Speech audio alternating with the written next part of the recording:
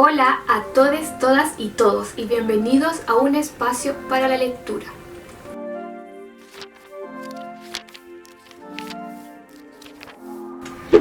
Comenzamos inmediatamente porque esto va a ser un tema para largo con Feminarios de Julieta Kirkwood. Lo que me gustaría a mí es hacer una reflexión e incluso un resumen de lo que es este libro, que para mí es un básico que deberíamos tener todas y todos los que están interesados en feminismo. Es un libro conciso que tiene varios elementos y que me gustaría irles transmitiendo a ustedes. Creo que estoy un poco acelerada, pero es porque me interesa alcanzar a abordar todos los elementos en un solo video y no sé si lo voy a lograr, así que vamos. Como mencionaba, yo creo que el feminismo es para todos y todas, ¿verdad? Y para todos en general. Sin embargo, hace un planteamiento inicial el libro en referencia a que son seminarios que se imparten de mujeres hacia mujeres. ¿Y en qué se justifica Julieta? Y hace referencia a lo que plantea Simone de Beauvoir, que dice que somos las mujeres a las que nos acompleja primero el patriarcado y el machismo. Y a partir de que a nosotras nos acompleja, somos las primeras que debemos empoderarnos y tener una conciencia informada al respecto para poder defendernos y lograr esta rebeldía de la mujer, que es un tema que se va a ir abordando más adelante, ¿verdad? Simone de Beauvoir también dice: es difícil imaginarnos, lo que me parece muy cierto, es difícil imaginarnos que un hombre escriba un libro sobre cuál es su situación particular en la sociedad. Los hombres no tienen esa necesidad de tener que explicarse a ellos mismos en un mundo que les pertenece, ¿verdad? Somos nosotras, la otredad, la que requiere de poder unirnos en esta rebelión conjunta. Así que parte entonces con esa idea principal, ¿verdad? Lo primero que parte el libro es en un básico, el básico de los básicos para hablar de feminismo, que es la diferencia entre sexo y género. En pocas palabras, y porque pienso que este ya es un debate que ya se ha discutido harto, ¿verdad? Me gustaría ahondar en otros temas mucho más interesantes. Sexo y género son diferentes, ¿verdad? El sexo apunta a un hecho biológico y el género apunta a lo cultural.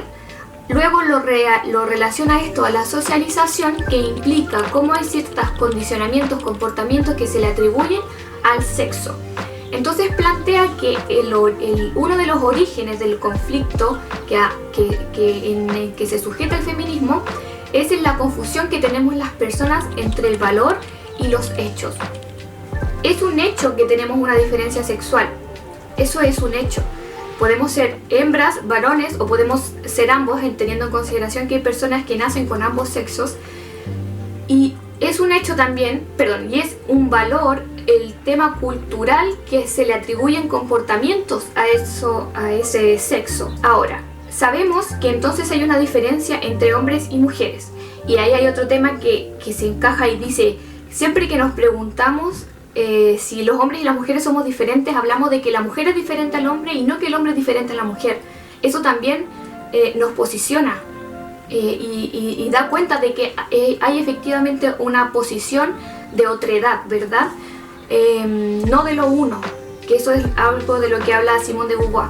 Entonces sabemos que hay una diferenciación y la pregunta principal es: ¿esta diferenciación se debe a una diferenciación de sexo o se debe a una diferenciación de género? Ya es sabido y comprobado que no es una cuestión de sexo lo que nos diferencia. De hecho, sabemos que genéticamente la mujer es mucho más sana que el varón, hereda menos enfermedades, por ejemplo.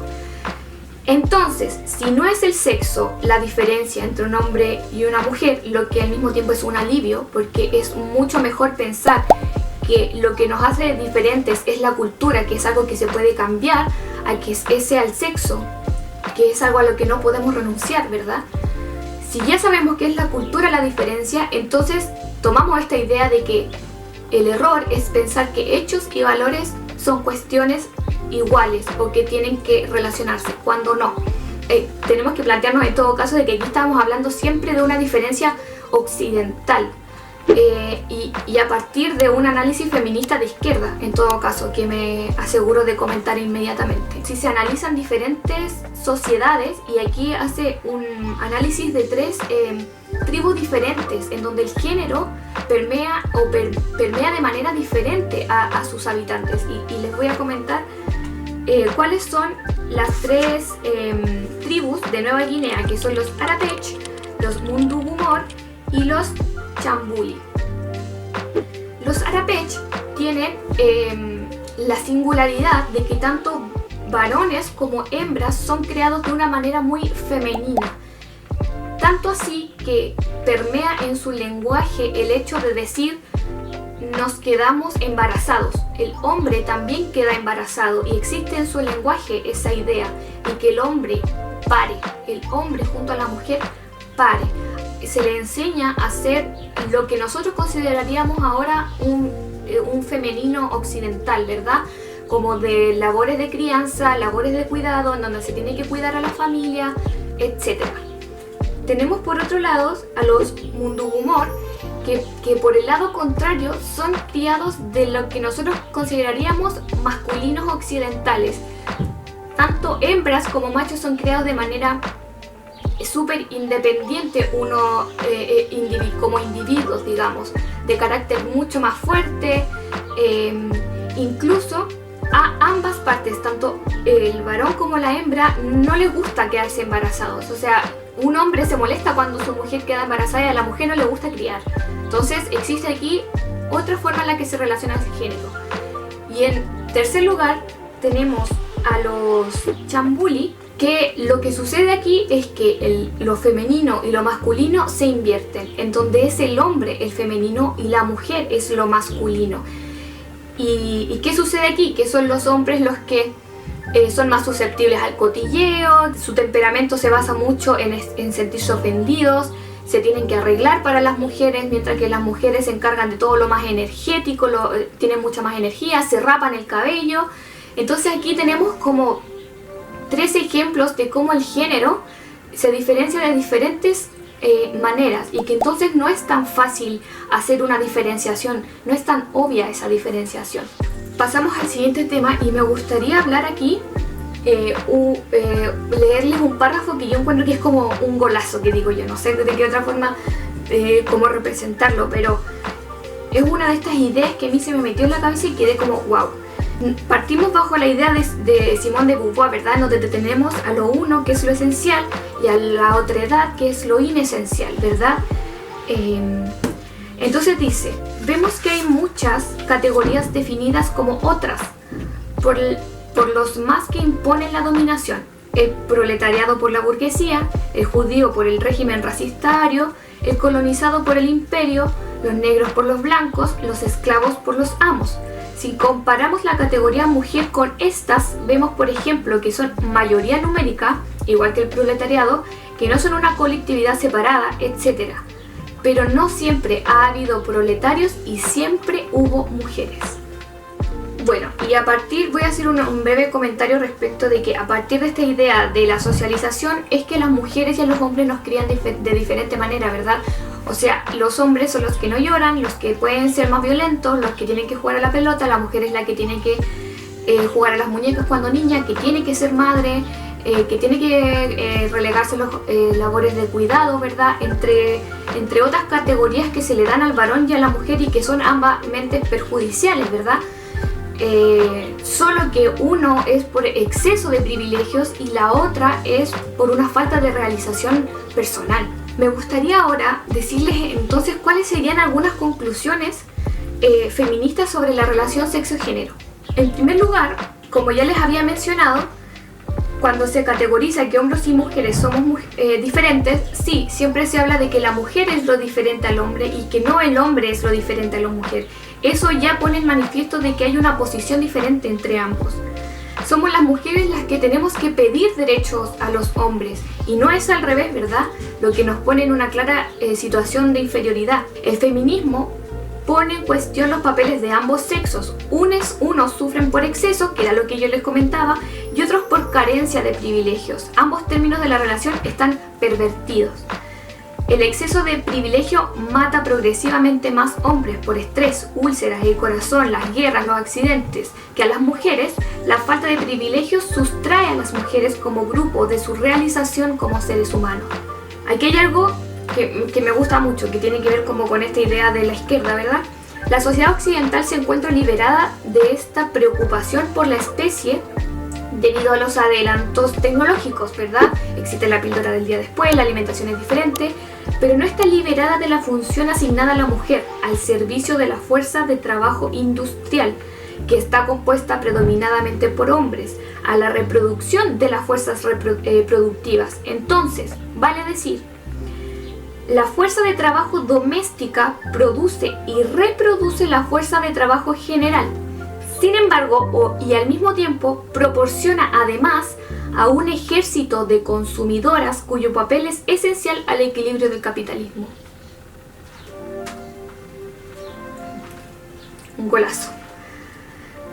Entonces, a partir de estas conclusiones, que no las leí todas, pero para que tengamos una idea, ¿cuál sería la acción feminista entonces? Descastificar el género. Y bueno, vamos a hablar después a qué se refiere con castas. Luego, hablamos de un tema muy interesante que es el de la rebeldía y el de la rebeldía femenina, el de la rebeldía de lo mujer. Tenemos que partir con la idea que todos conocemos, una afirmación que siempre se ha mencionado, que es el hecho de que el conocimiento es poder. Y eso es cierto. El conocimiento es poder y existe algo llamado economía política del conocer o economía política dominante, que plantea de que son las masculinidades, son los hombres los que han planteado cuál es el conocimiento relevante e importante que tiene que heredarse. Y todo lo producido ajeno al conocimiento dominante se considera desviado, ignorante, cosa de mujeres, entre otras situaciones. Y esto es una cuestión que uno diría, bueno, pero eso ya no pasa. Pensemos, ¿cuánto ha costado integrar la ideología de género en políticas públicas? Ha costado demasiado. Tenemos a defensores que hablan de que es una ideología de la perversión, ¿verdad? ¿Por qué? Porque el feminismo se encarga de crearse a partir de un conocimiento que no es el dominante, que tiene que estar constantemente rebelde, ¿verdad? Que tiene que nacer dentro, tiene que producirse a partir de una rebeldía. Entonces, aquí se hace una relación a lo que plantea Camus, sobre que la rebeldía no se refiere a la rebeldía de una mujer respecto de muchos hombres. Hablamos de la rebeldía como categoría de lo mujer, que implica que lo mujer se rebele. Se trata más bien entonces para el feminismo de la rebeldía social de las mujeres, o sea, de lo mujer, constituido en categoría, en grupo, en sujeto social, y que se perciba a sí misma como miembro de tal grupo, de la comunidad de las mujeres, por necesidad de identidad, por oposición, como proyecto. Se plantea entonces, para determinar aquí en qué se basa esta idea de la rebeldía, Camus plantea que hay tres tipos de sociedades, y para reducirlo y para que lo entendamos bien, sería una que se basa en una extrema igualdad y otra que se basa en una extrema desigualdad. Ambos tipos de sociedades tienen el problema de confundir los hechos con los valores y a todo le tienen respuesta a lo mítico. Todo tiene respuesta con lo religioso, con el mito habla. Y el problema de estos dos tipos de sociedades es que son estáticas, son inmóviles, porque todo tiene respuesta en lo sagrado, ¿verdad? En lo místico. Y el que haya inmovilidad implica de que no haya rebeldía. Me van a disculpar, tuve que cambiar de cámara. Yo sé que esta se ve mejor, el problema es que solo dura 7 minutos la grabación y tengo que hacer una nueva grabación.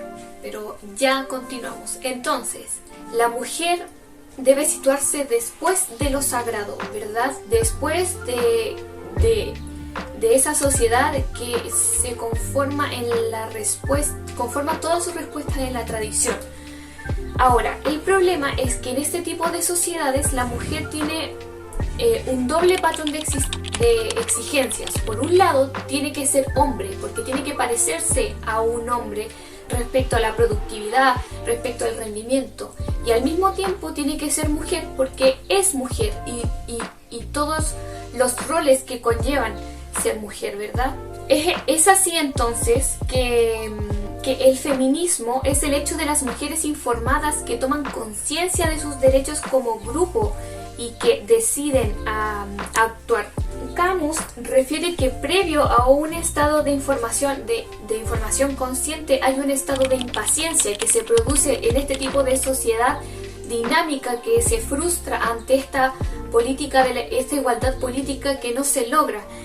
Esto logra un estado de impaciencia y del estado de impaciencia nosotros llegamos a un primer grado de conciencia que es el de la conciencia informada, que refiere al poder aprehender todas estas cuestiones que nos oprimen como mujeres.